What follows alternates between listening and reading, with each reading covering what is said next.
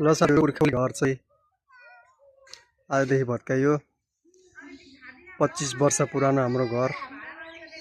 हाम्रो बाल्यकाल यहीँ हुर्केको हैन आज चाहिँ त्यसलाई हामीले भत्काइएको छ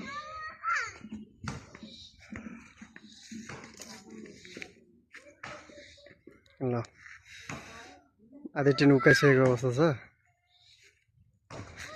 हाम्रो बाल्यकाल यही घरमा हुर्केको र आजदेखि हाम्रो ओल्ड घरलाई टाटा बाई बाई है बुवाले बनाउनु भएको यही घर एउटा चिनो थियो आजदेखि हामीले बनाएको यता हो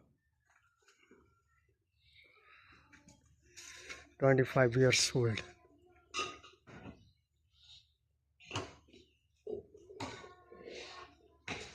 पुरानो घर गयो होला है साथीहरु आजदेखि